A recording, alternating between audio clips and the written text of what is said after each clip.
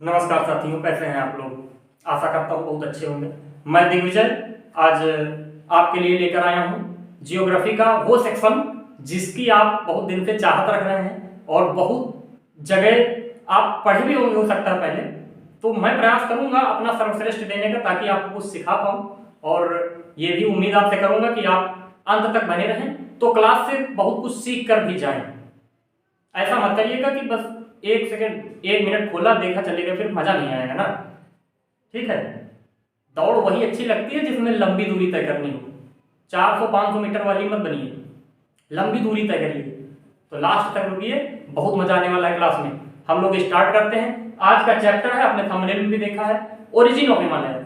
चूंकि मैं पहले ही आपको इस बात से सूचित कर दूं कि ये जो चैप्टर है ये आपका आज का जो क्लास होगा, आज का लेक्चर केवल कंसेप्ट आपका डेवलप करेगा, आपको चीजें समझनी है। ठीक है, तो आज मैं समझाने वाला प्रयास करूंगा। मैं सबसे पहले आपको बता दूं ओरिजिन ऑफ हिमालय टॉपिक का नाम है हिमालय की उत्पत्ति। क्यों हुआ है, कैसे हुआ है, पूरा मैकेनिज्म इसका क्या है, सब हम लोग विस्तार पूर्वक समझेंगे। Are you ready for this? Okay, तो let's start our journey of today in geography. चलिए, मैं देखिए सबसे पहले इंडियन ज्योग्राफी आप लोग पढ़ रहे हैं, मैं पहले ही आपको ये बात बता दूं। इंडियन जियोग्राफी, इंडियन ज्योग्राफी में दो पार्ट मैंने बताए थे, एक होता है पॉलिटिकल और एक होता है फिजिकल। पॉलिटिकल इंडिया और ये आपका फिजिकल, फिजिकल इंडिया। पॉलिटिकल और फिजिकल, अब इनमें सर आपने देखा कि पॉलिटिकल में हम लोग क्या क्या पढ़ के आ चुके हैं अभी पीछे। Location and expansion, neighbour countries, neighbour countries and इसके बाद हमने पढ़ा था स्टेट्स एंड यूनियन टेरिटरीज। इसके बाद चैनल्स पढ़े थे इंडिया के, 10 डिग्री, 8 डिग्री, 9 डिग्री, ये चैनल हुए थे। चैनल के बाद स्ट्रेट्स, स्ट्रेट्स भी पढ़ लिए थे हम लोगों ने। ठीक है, और some static GK, static static GK plus एक चीज और भी पढ़ी थी, समुद्री सीमाएं, नॉटिकल माइल वगैरह के बारे में, नॉटिकल माइल। तो ये हमने पॉलिटिकल इंडिया के हिस्से से हमने इतना चीजें पढ़ ली हैं, ये कंप्लीट हो चुका है पीछे की 4 क्लासों में। आज हम आपको अब बताएंगे फिजिकल इंडिया। फिजिकल, फिजिकल क्या होता है समझिए। फिजिकल का मतलब क्या होता है, भौतिक, भौतिक, फिजिकल। आपको स्पेलिंग का वो गलत थोड़ा सा दिखाई दो, मैं लिखा देता हूं अच्छे से।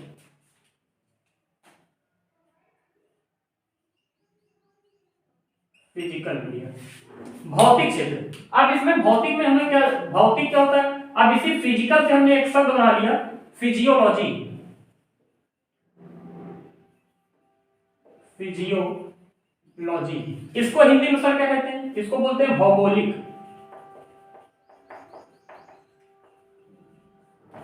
भौगोलिक। चूंकि भौगोलिक दशा जो होती है भारत की, अब भौगोलिक दशा किस प्रकार से है, आप देखते हो हमारा इंडिया जो है, अगर उच्चावच की दृष्टि से देखें, कहीं ऊंचा है कहीं नीचा है, कई सारी विभिन्नताएं हैं। जैसे फॉर एग्जांपल पर्वत भी पाए जाते हैं, पहाड़ियां भी पाई जाती हैं छोटी छोटी, पठार भी हैं, मरुस्थल भी है,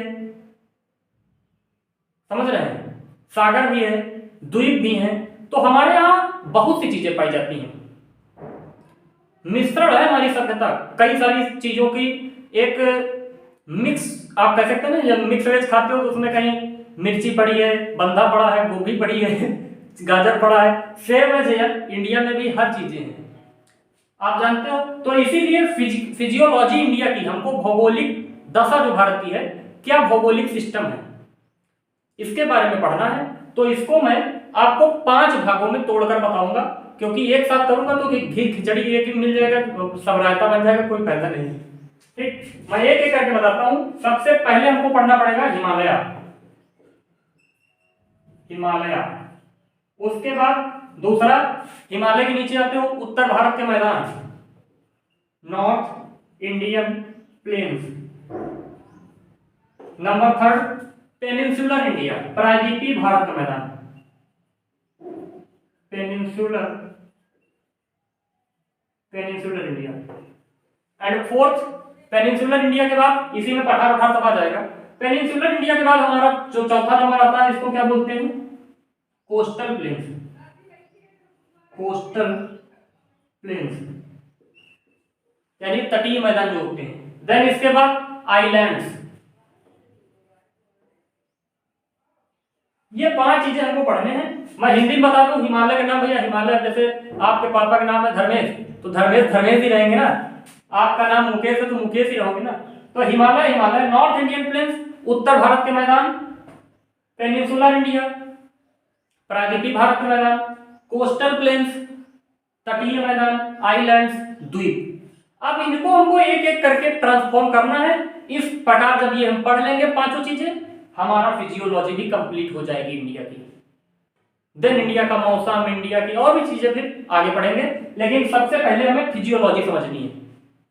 फिजियोलॉजी में आपका पहला ही अध्याय आ जाता है हिमालय। हिमालय, हिमालय। तो भैया अब हिमालय पढ़ना है। अब आप जानेंगे हिमालय, चूंकि आप सभी लोगों से, अब जनरल क्वेश्चन है, बाकी ये आप समझ चुके हैं, इसको आप स्क्रीनशॉट ले लीजिएगा। जनरल सा क्वेश्चन है कि आप हमसे बताइए हिमालय कैसा पर्वत है। आपका जवाब क्या आएगा? तो मैं ही जवाब दे देता हूं, हिमालय एक वलित पर्वत है। इंग्लिश वाले समझे, Himalaya is the fold mountain. Sir क्या दुनिया में सिर्फ फोल्ड माउंटेन ही प्रकार एक पाया जाता है? नहीं, हिमालय जो है फोल्ड माउंटेन है, लेकिन ऐसा नहीं कि दुनिया में सिर्फ एक ही प्रकार के माउंटेन है, कई प्रकार के हैं। ब्लॉक माउंटेन, लाइट चली गई यार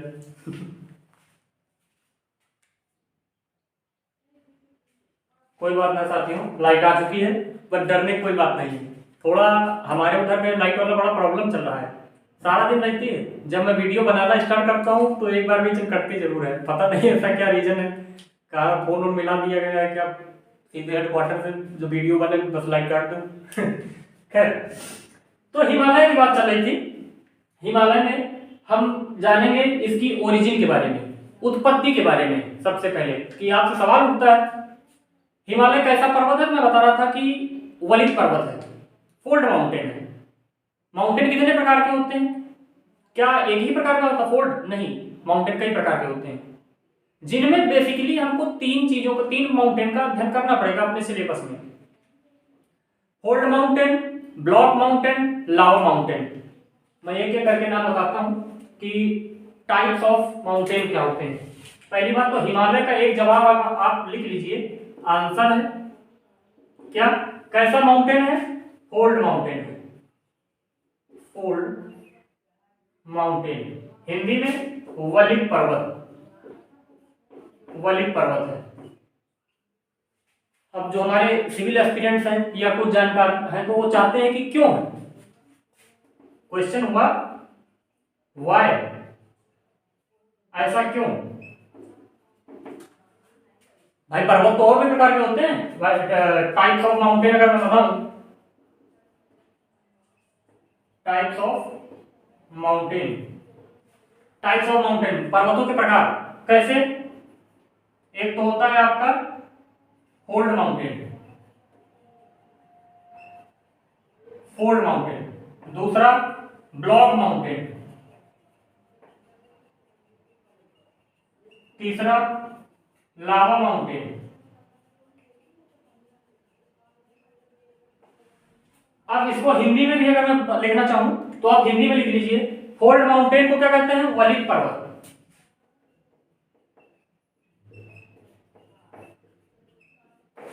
ब्लॉक माउंटेन को क्या कहते हैं? भ्रंश पर्वत या खंड पर्वत, भ्रंश या खंड पर्वत। लावा माउंटेन को क्या कहते हैं? लावा पर्वत ही कहा जाता है, या एक और नाम होता है संचित पर्वत।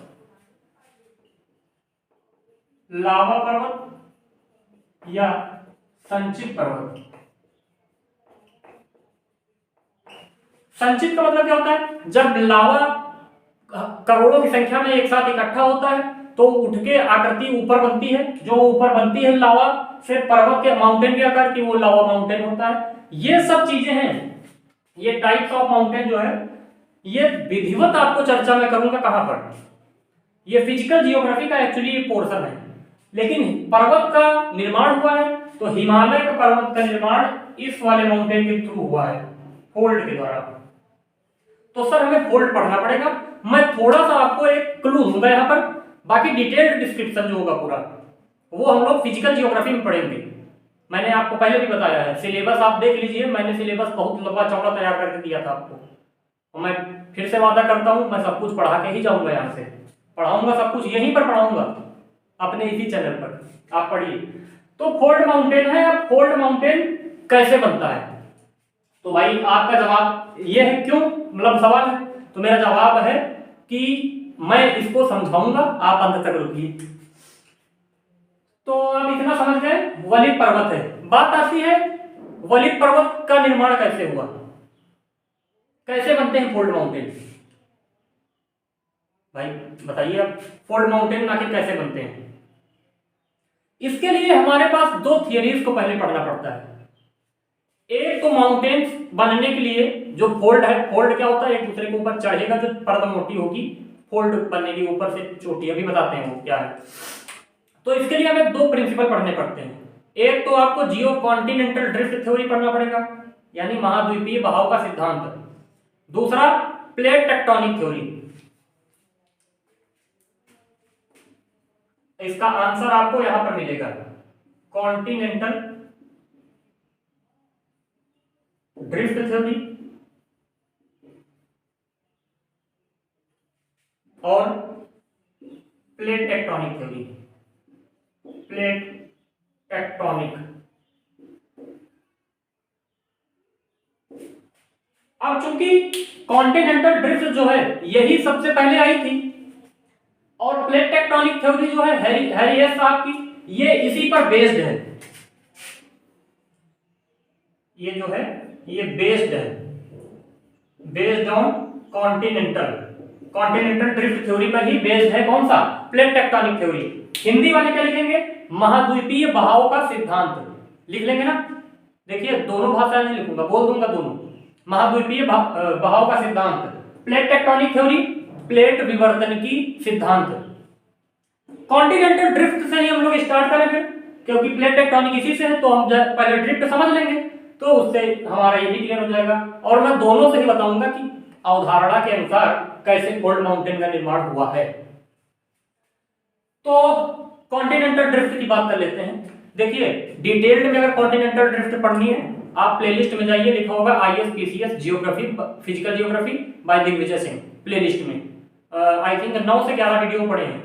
उसमें लास्ट वीडियो आप देखिएगा, कॉन्टिनेंटल ड्रिफ्ट मैंने डिटेल्ड में एक्सप्लेन किया है। यहाँ पे मैं डिटेल में नहीं करूंगा, क्योंकि ये फिजिकल ज्योग्राफी में नहीं पढ़ रहे हैं, मतलब पूरी वर्ल्ड की फिजिकल ज्योग्राफी नहीं पढ़ रहे हैं, सिर्फ इंडिया में हिमालय बताना है। तो इसके आधार पर एक छोटा सा वर्णन मैं दूंगा आपको। क्लियर है? समझ गए आप? ठीक। तो मेरे को बात करना है कॉन्टिनेंटल ड्रिफ्ट की। मैं इसको रफ कर देता हूँ, डस्टर से नहीं रफ करूंगा, इससे टाइम लगता है। ऐसे उठाओ, मारो सीधे साफ। आइए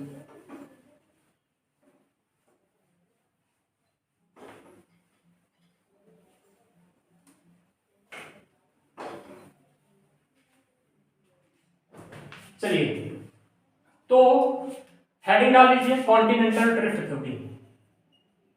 कॉन्टिनेंटल ड्रिफ्ट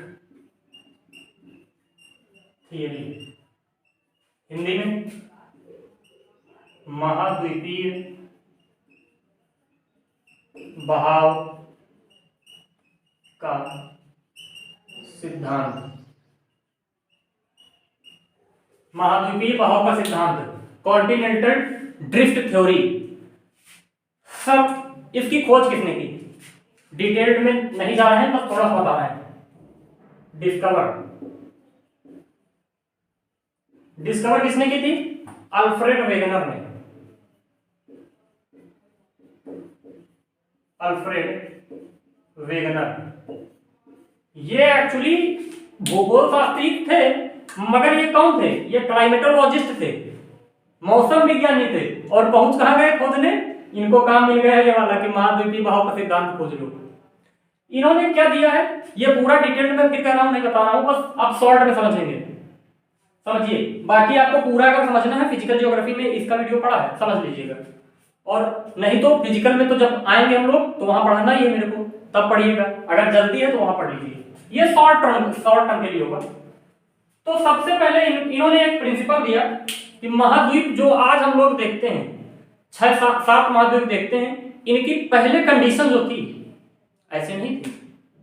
तो सर पहले भैया सब एक ही परिवार के सदस्य थे।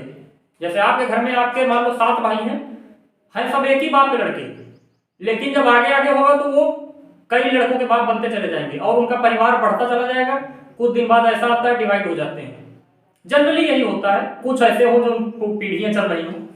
सेम है जी, पहले सब एक ही परिवार के हिस्सा थे। इंडिया, ऑस्ट्रेलिया, अफ्रीका, अमेरिका सब एक ही थे। अब क्या हुआ, सब डिफरेंट हो गए, बहाव आ गया है। क्यों आया है बहाव, ये जानने के लिए आप ड्रिफ्ट थ्योरी ही पढ़ेंगे, जब वहां पढ़ाऊंगा मैं, या पढ़ा चुका हूं वहां देख लीजिए। ठीक, यहां पे बस इसके हिसाब से मैं बताता हूं कि आप देखिए, जैसे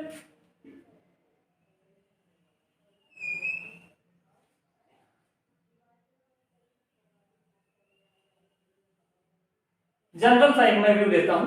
मान लीजिए ये जो है हमारा, ये एक था सुपर कॉन्टिनेंट। क्या है जो ये है, इसको बोलेंगे हम सुपर कॉन्टिनेंट। सुपर कॉन्टिनेंट, ठीक, सुपर कॉन्टिनेंट। और जो ये है सुपर ओशियन बोलेंगे, सुपर ओशियन। सुपर ओशियन बोलते हैं और इसको सुपर कॉन्टिनेंट। यानी जो अब सुपर ओशियन वर्तमान समय में क्या है, तो अनुमान लगाया जा रहा है कि जो सुपर ओशियन होता था, इसका पहले नाम जान लीजिए क्या था। इसका नाम था पाइंजिया। किसका? सुपर कॉन्टिनेंट का नाम था पाइंजिया। पाइंजिया, हिंदी में पाइंजिया। सुपर ओशियन क्या था? पैंथालासा।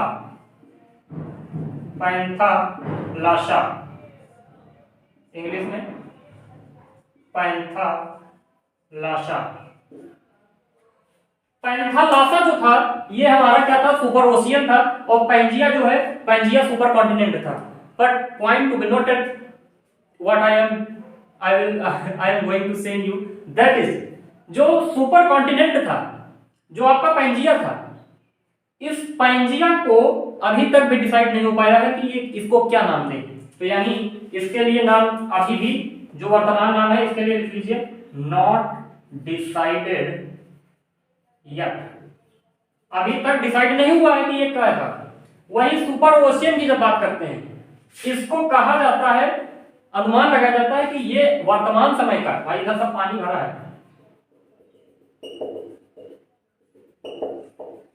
ठीक, वर्तमान समय में जो पैसिफिक ओशन है सबसे बड़ा, वो हो सकता है।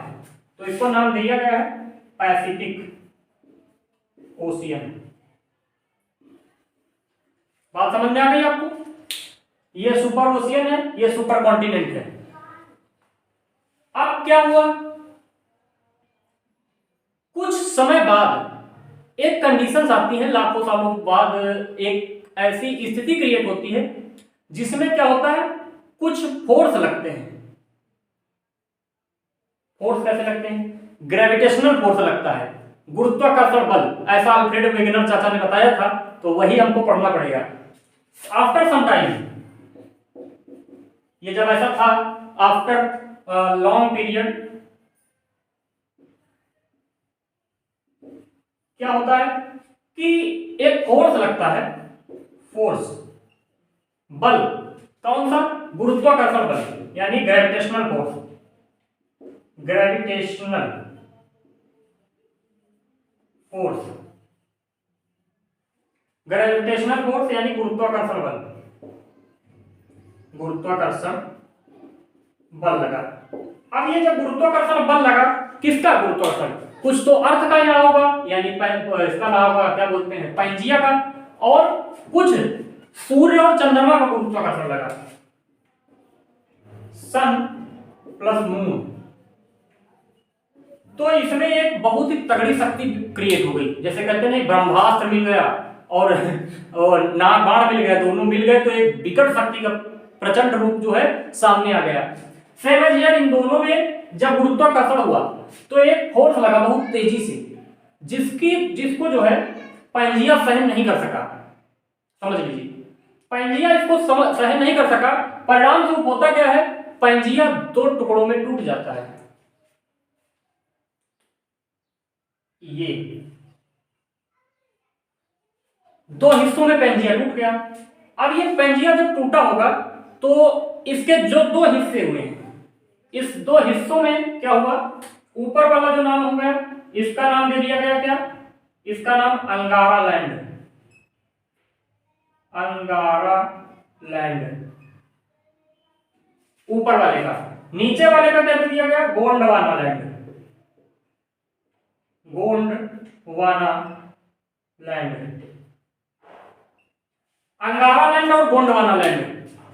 फिर बात आती है सर, अब ये जो बीच में दरार पड़ी, ये दरार कैसी थी मैं आपको बताता हूं,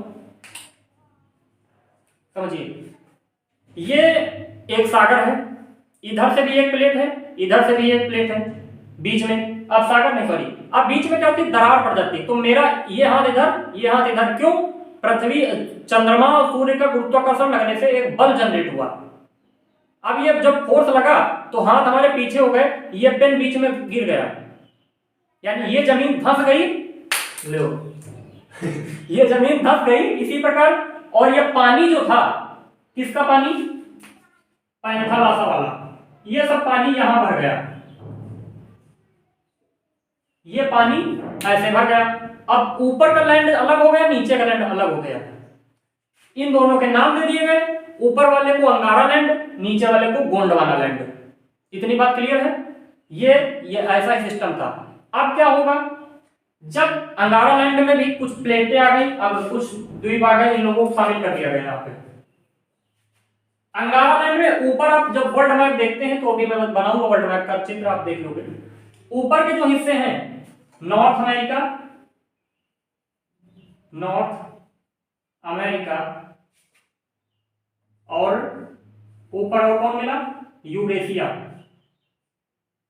यानी यूरेशिया, यूरेशिया, यूरेशिया में मतलब यूरोप और एशिया प्लस नॉर्थ अमेरिका, ये अंगारा लैंड के हिस्से हैं। किसके हैं, अंगारा, अंगारा लैंड। बात आती है सर गोंडवाना लैंड की बात करें, इसमें आप जितना भी नीचे का देख पाते हैं, क्या क्या, साउथ अमेरिका, साउथ अमेरिका के बाद अफ्रीका, इंडिया, ऑस्ट्रेलिया, और एक नीचे सबसे रहता है आपका सातवां महाद्वीप, अंटार्कटिका, अंटार्कटिका। ये कितने हो गए, 1 2 3 4 5। ये जो 5 आए, ये किसके हिस्से बने, ये बने गोंडवाना लैंड के, गोंडवाना, ये गोंडवाना लैंड के बने हिस्से पांचों जो नीचे हैं।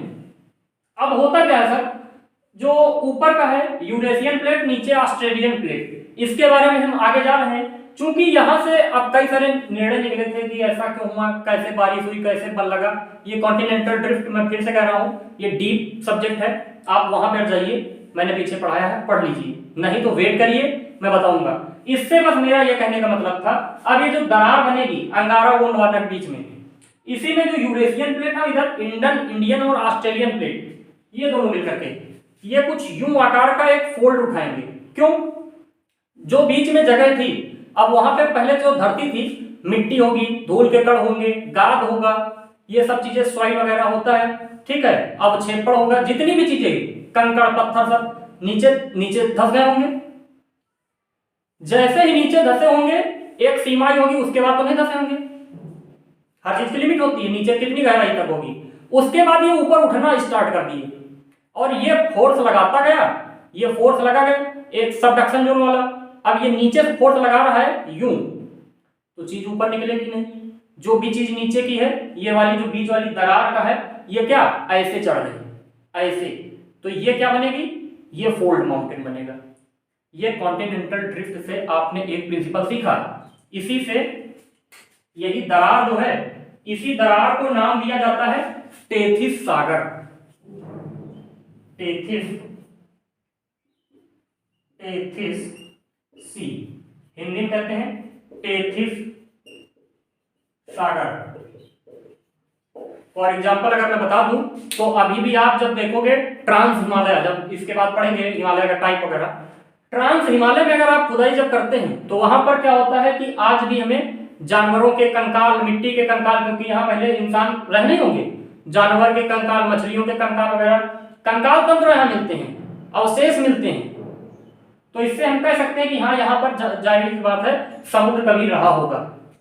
जो आज ये दरार बन चुकी है और ये दरार उठ के ऊपर पहुंच गई, दरार बंद, जब फटा पानी गिरा, पानी गिरने के बाद ओशन बना, ओशन के बाद ये जब आगे प्लेटें बढ़ी तब बन गया आपका हिमालय। ये तो एक थ्योरी थी, कॉन्टिनेंटल ड्रिफ्ट थी। अब इसी पर जो बेस्ड है प्लेट टेक्टोनिक थ्योरी हैरी हेस साहब की, तो वैगनर साहब चूंकि एक मेट्रोलॉजिस्ट थे, मौसम विज्ञानी थे, और ये खोज कर डाले इतनी बड़ी, फिर भी एक आने वाले लोगों के लिए सूत्रधार का काम किया ताकि वो अपनी खोज इसी आधार पर कर पाए।